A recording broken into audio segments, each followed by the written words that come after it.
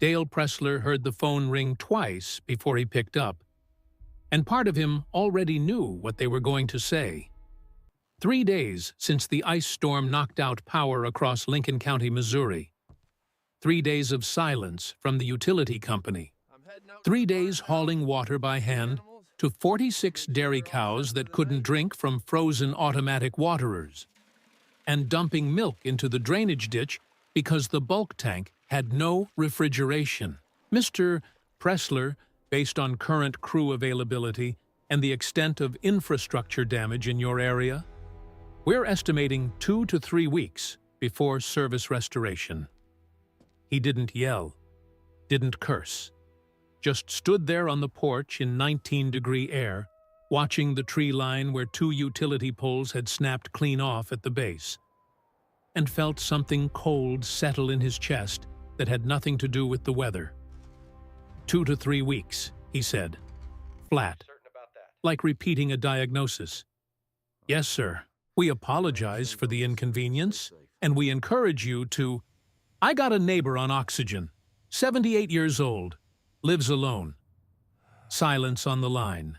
Then, that rehearsed voice again. Sir, if there's a medical emergency, we recommend contacting your local... He hung up. Margaret was sitting by the wood stove when he came back inside. Kerosene lamp on the kitchen table, throwing her shadow long and crooked against the wall. She had a blanket around her shoulders and a look on her face like she was bracing for impact. 3 weeks, Dale said. She didn't flinch.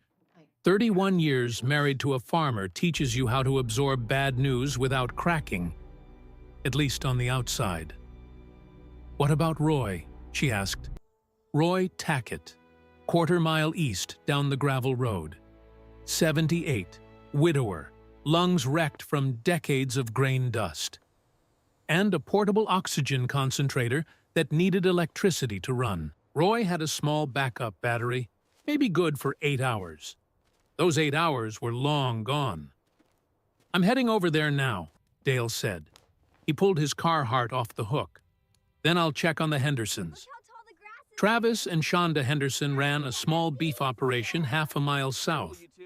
2 kids under 10. A boy named Caleb and a girl named Lily. Same busted power line. Same darkness. Shonda had texted Margaret yesterday, asking if they had any lamp oil to spare. Margaret stood up. Dale, what are we actually going to do? We can't lose 3 weeks of milk. We can't afford it. He stopped at the door. She was right.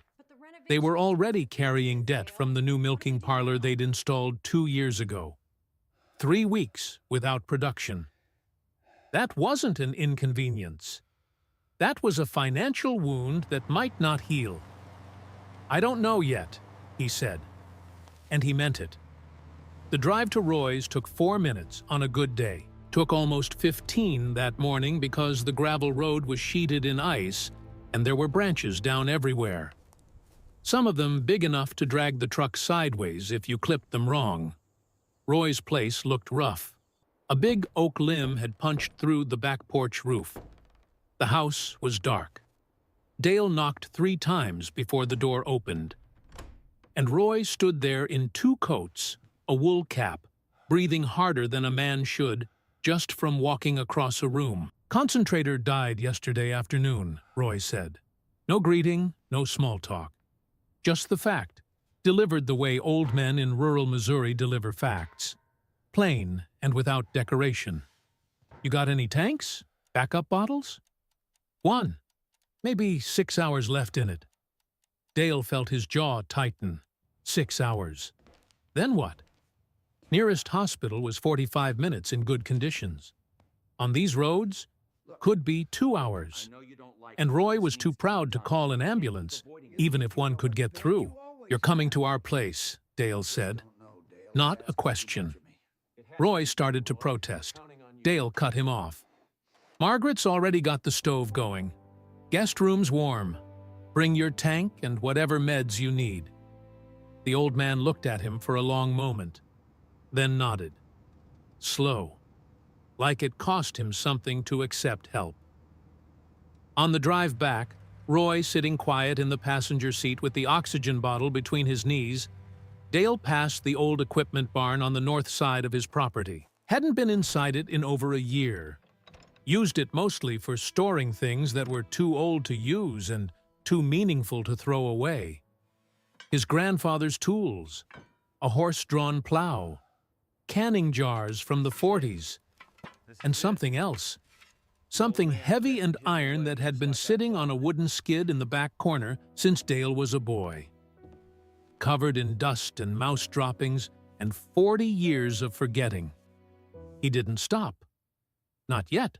But the thought crossed his mind like a match being struck in a dark room.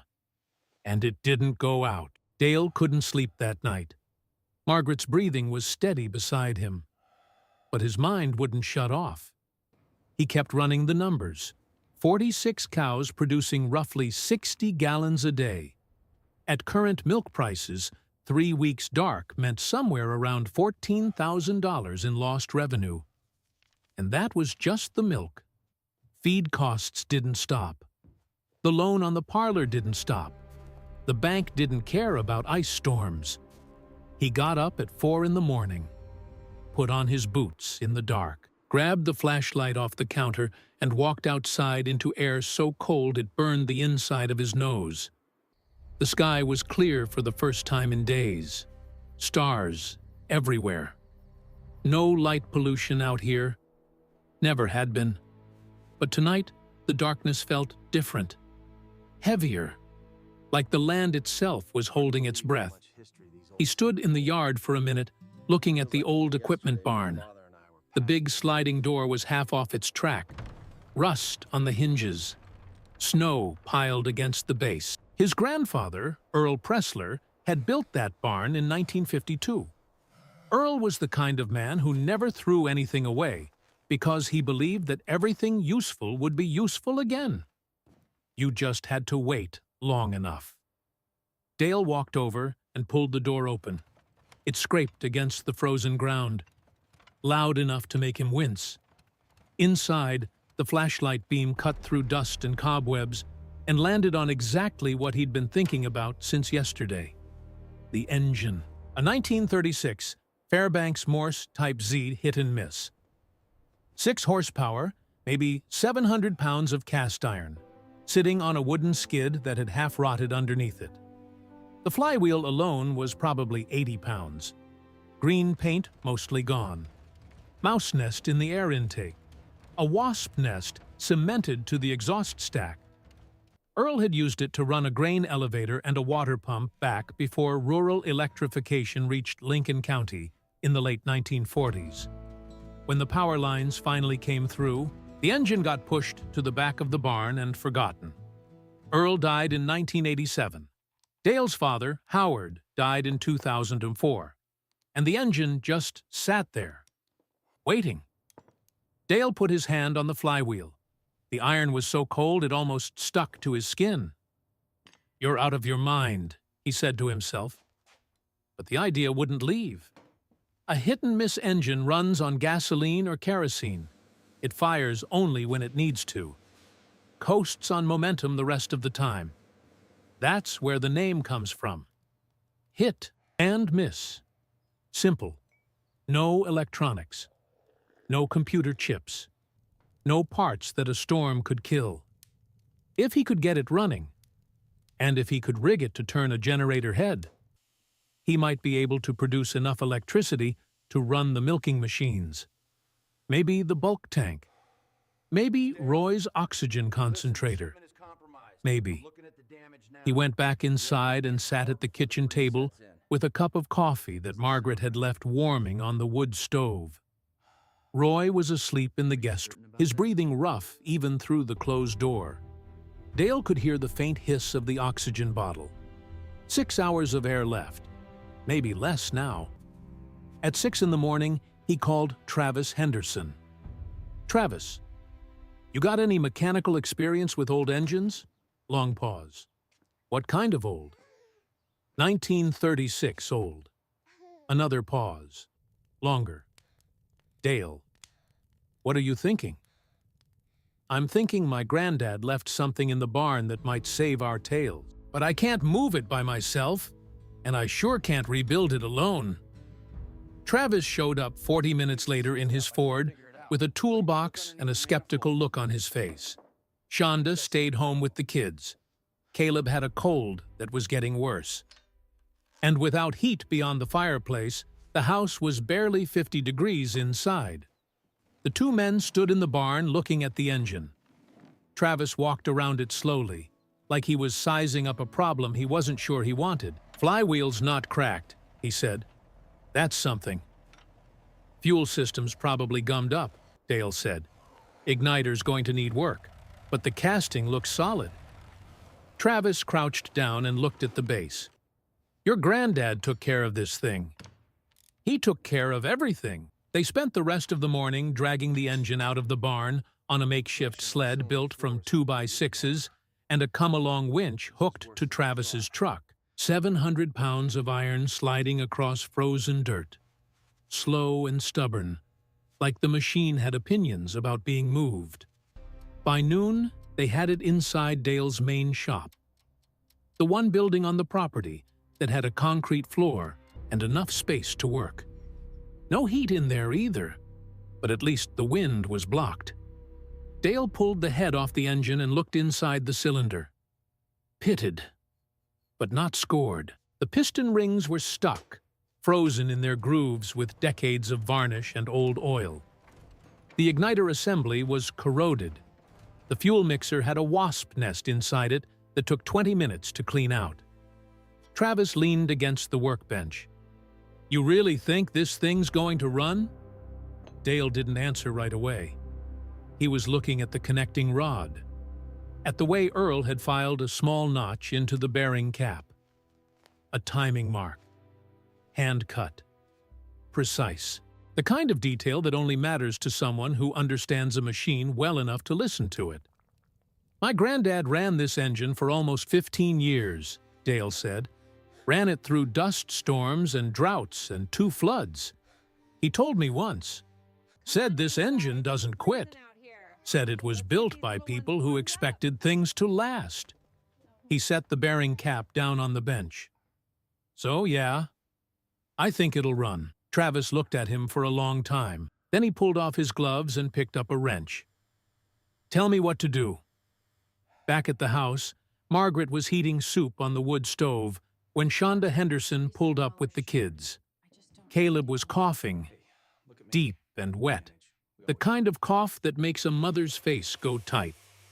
Lily held her brother's hand as they came inside. "I didn't know where else to go," Shonda said quietly. "The house is too cold for him." Margaret didn't hesitate. "Bring them in.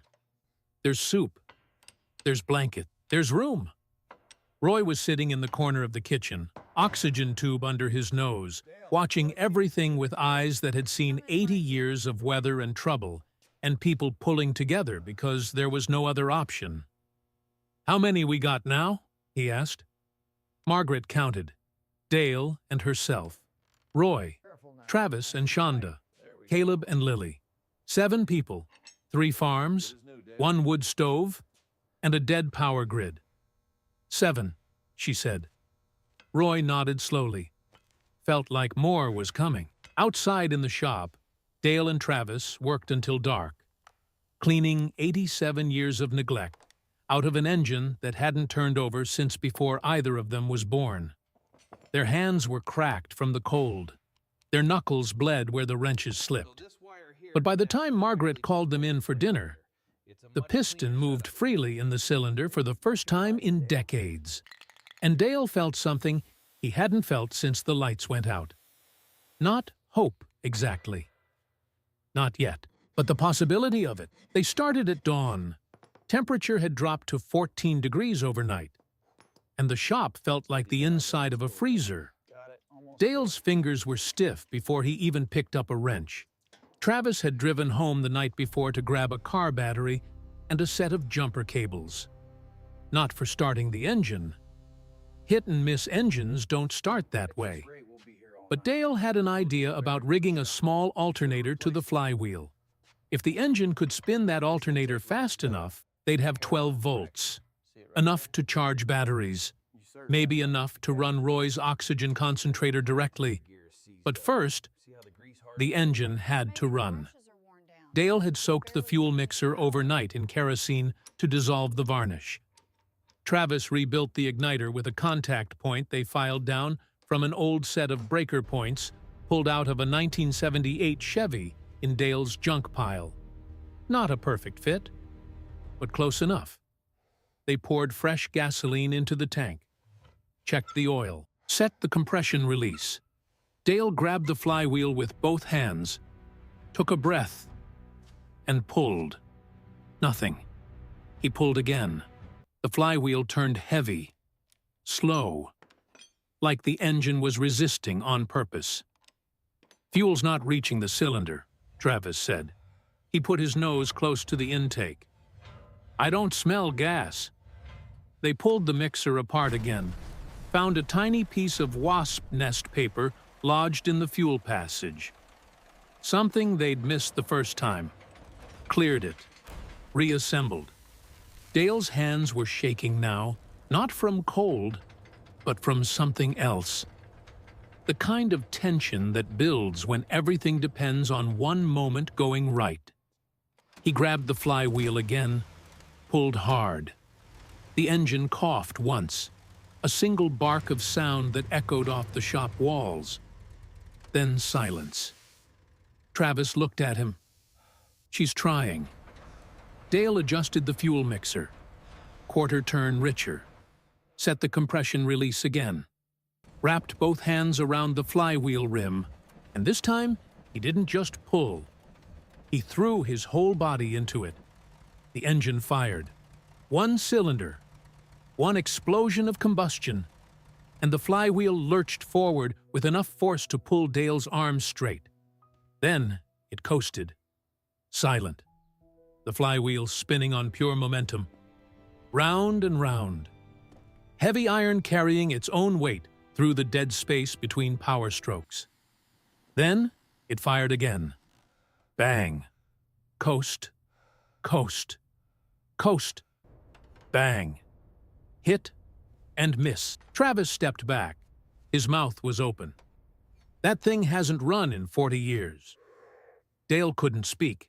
He just stood there watching the flywheel turn, listening to the rhythm his grandfather must have listened to 1,000 times. Fire. Coast. Coast. Fire. The engine breathing on its own schedule. Patient. Unhurried. Like it had all the time in the world. The sound carried. Margaret heard it from the kitchen and came to the window. Shonda heard it and stepped onto the porch with Lily on her hip. Even Roy, sitting in his chair with the oxygen tube, tilted his head toward the sound and said quietly, "Well, I'll be." Dale let it run for 10 minutes before he shut it off. Needed to check the oil. Needed to check for leaks. Needed to make sure nothing was about to crack or seize before he pushed it harder. Everything held. Travis stood by the workbench, rubbing his eyes with the back of his hand. Not from dust. Dale pretended not to notice. "Now comes the hard part," Dale said. The hard part was converting mechanical power into electrical power. A hit-and-miss engine produces rotational force. It spins a flywheel. But a flywheel isn't a generator. To make electricity, Dale needed something that would turn that spinning motion into current. He had an old automotive alternator pulled off a tractor years ago, rated for about 70 amps at 12 volts. If he could mount it close enough to the flywheel and connect them with a belt, he'd have a crude but functional power. Travis measured the flywheel diameter. Dale dug through the barn for a V-belt that might fit. Found one. Cracked on the outside but still flexible. Not ideal. Not safe. But right now, safe was a luxury nobody on this road could afford. They spent the rest of the afternoon fabricating a bracket out of angle iron, welded together with Dale's arc welder, powered by the truck battery. sloppy welds. Nothing pretty, but strong enough to hold the alternator in position against the pull of the belt. By the time the sun went down, they had a machine that didn't exist that morning. An engine from 1936 connected to a tractor alternator, connected to a car battery, connected to nothing yet. But tomorrow, it would be connected to everything that mattered. Dale woke up before the sun again. But this time, he didn't lie there staring at the ceiling. He was up and dressed in 2 minutes. Boots on, coffee in a thermos. Out the door, while Margaret was still pulling the blanket tighter around her shoulders. Travis was already in the shop. Hadn't even gone home. Slept in his truck with the heater running on idle. Said he didn't want to waste time driving back and forth. The truth was simpler than that. Travis needed this to work as much as Dale did. Maybe more. His boy Caleb's cough had gotten worse overnight. And Shonda had that look in her eyes. The one that says, "I'm holding it together, but I don't know for how much longer." They connected the alternator to the battery by 7:30. Dale started the engine on the second pull this time. And the flywheel caught that rhythm again. Bang. Coast. Coast. Bang. The belt grabbed the alternator pulley and started spinning it. Dale watched the voltmeter he'd wired to the battery terminals. Nothing for a few seconds. Then the needle moved, twitched up from 12.4 to 12.8, then 13, then 13.6. "She's charging," Travis said. Dale didn't celebrate. Not yet. Charging a battery was one thing. Running equipment was something else. He'd spent half the night calculating loads in his head. Roy's oxygen concentrator pulled about 300 watts. The milking machine, closer to 2,000. The bulk tank compressor. That was the big one. Almost 3,000 watts on startup. One alternator on one old engine wasn't going to run all of that at once. Not even close. But Dale had a plan. Not a good one. Not an elegant one. A farmer's plan. Built on what he had and what he could make work. He'd rigged a power inverter from his truck, the kind you plug into a cigarette lighter to charge a laptop. Except this one was rated for 3,000 watts. He'd bought it 2 years ago for a job that never happened, and it had been sitting in a drawer since. Now, it was the most important piece of equipment on the property. Battery to inverter. Inverter to extension cord. Extension cord through the shop door, across the yard, and into the house.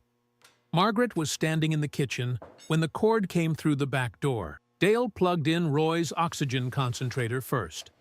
The machine hummed to life.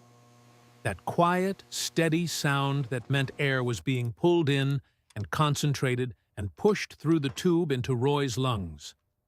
Roy closed his eyes. Didn't say anything. But his hand gripped the arm of the chair, and his knuckles went white. And when he opened his eyes, they were wet. Shonda plugged in a space heater next to where Caleb was sleeping on the couch. The boy was wrapped in 3 blankets, face flushed, breathing rough. Within 20 minutes, the room had gone from 51 degrees to 63. Lily sat next to her brother and put her hand on his forehead the way she'd seen her mother do it. Gentle and serious, like a 7-year-old playing nurse, except she wasn't playing. Dale went back to the shop and started working on the milking problem. He couldn't run all the machines at once, but he could run them in rotation. Milk 10 cows, let the engine rest, and the battery recharge.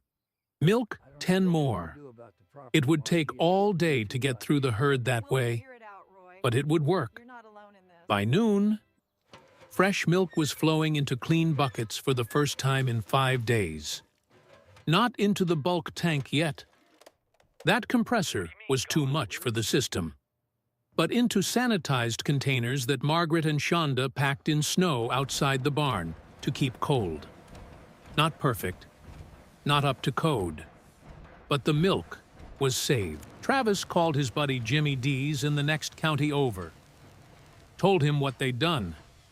Jimmy showed up 2 hours later with a second alternator and a welding rig. By evening, they had both alternators running off the same flywheel on a dual belt system, doubling the output.